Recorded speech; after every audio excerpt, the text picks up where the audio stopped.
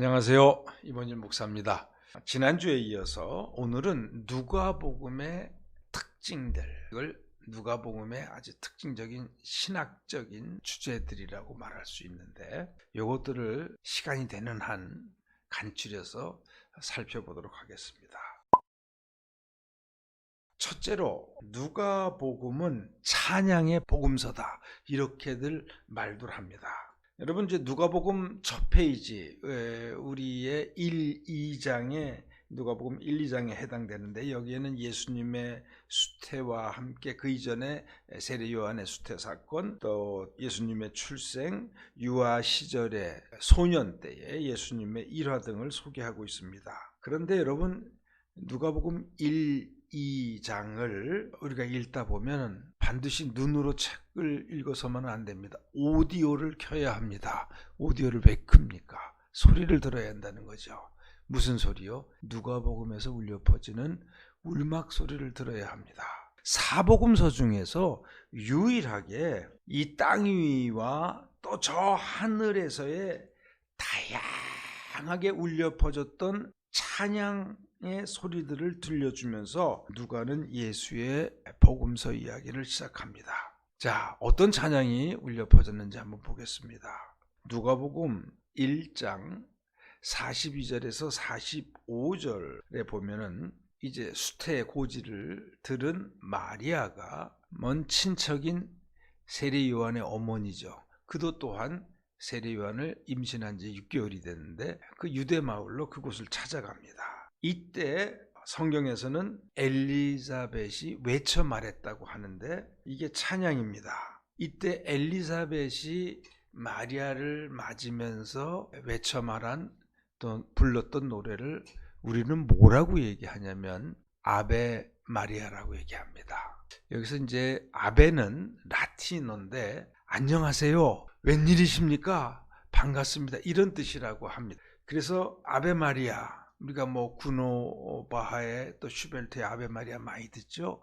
그것은 바로 처음으로 엘리사벳이 마리아를 맞으면서 성경에서는 말하였다, 외쳤다 그랬지만 노래하는 겁니다. 근데 놀라운 것은 6개월 된 태중의 세례 요한도 뱃속에서 성령에 충만해서 기쁨으로 뛰었다고 전하죠.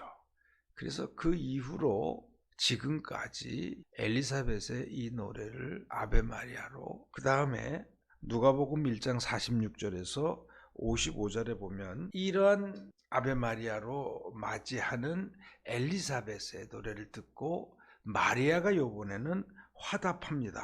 노래로 화답합니다. 그게 성모 마리아의 찬가, 매그니피카트라고 보통 얘기하죠. 이게 다 라틴어입니다.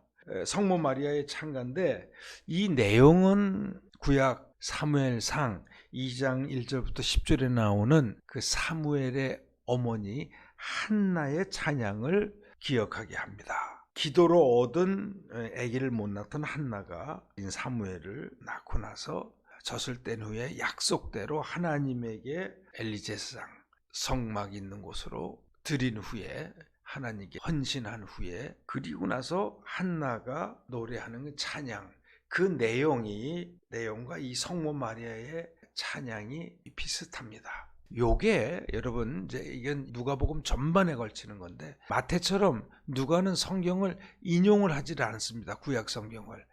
그 대신에 그런 내용들을 그대로 이러한 노래를 통해서 전합니다. 그것은 왜냐하면 이것을 읽는 사람들이 주로 이방인 기독교인들이기 때문에 유대교 구약 성경에 대해서 잘 모르는데 그 유대교 구약 성경이 성취된 것은 예수의 얘기를 하면서 전하지만 그렇게 구약 성경을 일일이 인용하면서 전하지는 않습니다. 자, 어쨌든 성모 마리아의 찬가가 나오고 그 다음에 1장 67절에서 79절에 보면 사가랴, 세례 요한의 아버지 사가랴의 노래가 나옵니다. 이걸 베네딕투스라고 하는데 거기서는 사가랴가 예언하였다 이렇게 얘기합니다. 가브리엘이 전해준 세례 요한의 수태고지 소식을 듣고도 믿지 못해서 벙어리가 되었었던 제사장 사가랴가 세례 요한이 태어나고 그 이름을 짓는 과정에서 다시 입이 풀리면서 하나님께 올려드리는 이 찬양이 사가랴의 노래 베네딕투스입니다.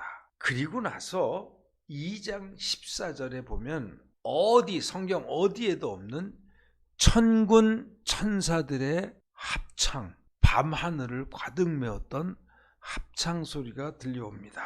이거를 글로리아, 영광, 인 엑셀시스라, 넘치는 하나님을 향한 그 영광의 찬양을 천군 천사들이 부르는데, 예수님의 이 탄생 소식을 한 천사가 목자들에게 알리죠.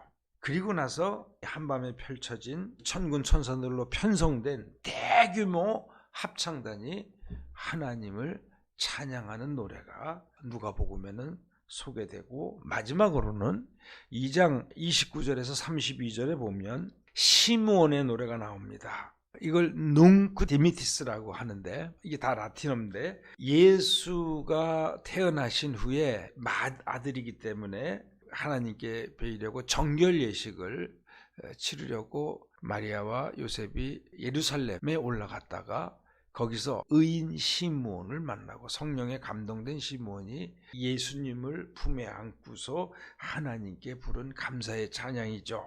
그는 찬양하며 말하였다.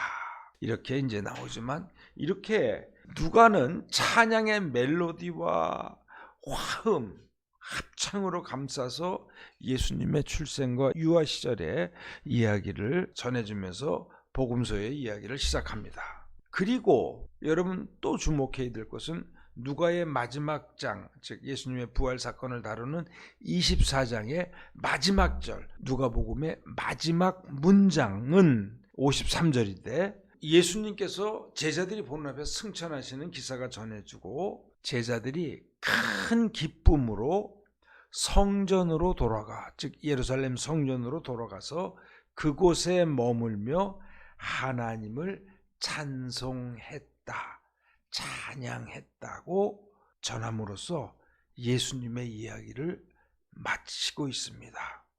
이렇게 찬양의 아름다운 소리로 누가의 복음서는 시작했고, 또 제자들의 찬양으로 복음서를 마치는 누가의 의도는 무엇인가? 여기서 우리는 누가복음의 두 번째 중요한 신학적인 주제인 예배와 기도. 그래서 누가는 어떤 복음서보다도 예배와 기도를 강조한 복음서입니다. 자, 누가는 예루살렘 성전에서 제사를 드리던 중에 사가랴가 세례 요한의 수태고지를 천사 가브리엘을 통해서 듣는 그 이야기로 복음서를 시작하고 있죠.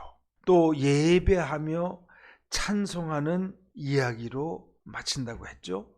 또 하나님께 감사하고 또 예배 드리는 그런 사람들에 대한 언급이 누가복음 전체에서는 자그마치 20번이나 나옵니다. 그리고 누가의 아주 특징적인 예수님 묘사인데, 누가는 다른 복음서보다도 기도하는 예수님의 모습을 많이 전해줍니다. 3장 21절에 보면 세례 받으실 때 예수님은 기도하고 있을 때 성령이 임하였다. 또 제자를 임명하기 전에 밤새 기도하셨다. 6장 12절이죠.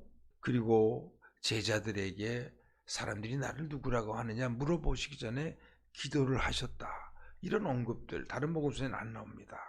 그리고 변화산에 올라가실 때 세 제자를 데리고 누가복음에서만 예수께서 기도하러 올라가셨다. 그러면서 기도하는 모습을 아주 섬세하게 보여주고 있고, 또 기도와 관련한 예수님의 권면, 비유 이런 것들을 아주 자주 전해줍니다. 물론 이런 예배와 찬양과 기도는 사도행전에서도 계속해서 반복해서 울려 퍼지죠. 누가가 왜 이렇게 예배와 찬양과 감사 그리고 기도에 대해서 강조하는가? 그것은 예수 그리스도의 공동체, 즉 교회죠. 이 교회가 구약시대의 그 성전을 중심한 제사, 찬양, 기도, 감사의 신앙 공동체의 계승자임을 강조하는 겁니다. 성전은 사라졌지만 바로 그 성전에서 향하던 하나님의 예배는 새로운 교회 공동체를 통해서 계속 된다는 것. 그래서 구약과 신약의 교회는 연속선 상에 있다는 것을 강조하는 겁니다.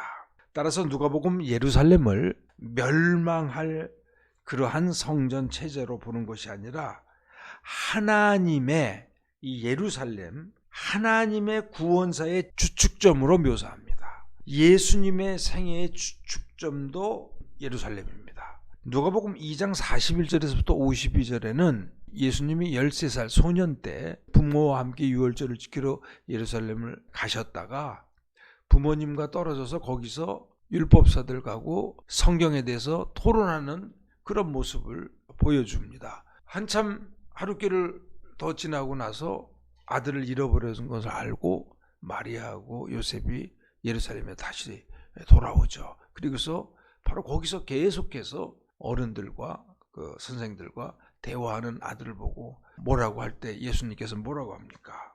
제가 내 아버지의 집에 있어야 할 줄을 알지 못하셨습니까? 이게 2장 49절에서 예수님께서 부모님들에게 하는 말입니다. 여러분, 이 말씀은 앞으로 예수님의 삶을 얘기하는 겁니다. 성전을 주축점으로 해서 물론 이제 성전 체제에서 거부당하지만 그러면서 이제 예수님의 앞으로 공생의 사역이 펼쳐질 거라는 것을 얘기하는 것이고, 그래서 성전은 여전히 예수님의 생애에 있어 주축점이고 중심점이고, 그리고 바로 그 예루살렘 성전은 또 뭡니까? 예루살렘은 교회의 탄생지요 또 출발점입니다. 누가는 구약의 중심점이었던 예루살렘을 거기서부터 전 세계로 퍼져나간 선교, 예수 그리스도의 복음의 선교와 교회 시대를 단절함 없이 연속적으로 그리고 있는 겁니다. 그런 의미에서 예루살렘, 성전, 또 하나님에 대한 예배, 기도에 강조하는 복음서라는 겁니다. 세 번째로 누가복음은 평안의 복음서라고도 말할 수 있습니다. 자, 우리가 아주 익숙한 용어입니다. 하나님의 구원, 구원자, 구원하다. 그 다음에 평안 또는 평화, 에이레네죠. 그 다음에 기쁨, 기쁜 소식. 기쁜 소식이 유앙겔리온이고 여기서부터 복음이란 단어가 나온 거거든요. 이러한 어휘는 복음서 중에서도 특히 누가복음에서 많이 나오는 단어들입니다. 그렇지만 여러분, 이 단어들은 예수께서 태어나실 때에 로마의 황제 아우구스투스 2장 1절에서 이 이름이 나오죠. 누가복음. 이 아우구스트 황제와 그 이후에 대를 이은 로마 황제들에게 붙여지던 찬사의 어휘들입니다. 아우구스투스 케사르, 그가 우리를 구원하였고 그가 우리에게 기쁨, 행복을 주었고 그가 우리에게 평화를 주었다. 로마 제국 전 영토에서 뿌리를 내리고 자라나던 예수 그리스도의 공동체는 그래서 이 용어들에게 매우 익숙합니다. 그리고 이 용어의 주인은 로마 황제입니다. 그런데 누가는 예수의 탄생 기사를 전하기 전에 아까 2장 1절에서 아우구스투스가 통치를 하던 그때에 예수님이 베들레헴에서 태어나시죠. 이렇게 로마 황제를 언급한 다음에 전체 복음서의 이야기를 서술해 가면서 누가는 바로 이 어휘들, 황제에게나 사용하던 이 어휘들을 예수님을 추월해서 마구 사용합니다. 그러면서 자신의 글을 읽는 신앙 공동체에게 누가 진정한 구원자요, 평화를 이룬 왕인지, 그리고 우리들의 삶에 진정한 해방과 기쁨을 준 구원자인지를 깨닫게 합니다. 로마의 황제들은 막강한 군대와 전쟁, 피정복지의 억압과 창취를 통해서 피비린내 나는 로마의 평화를 이루었습니다.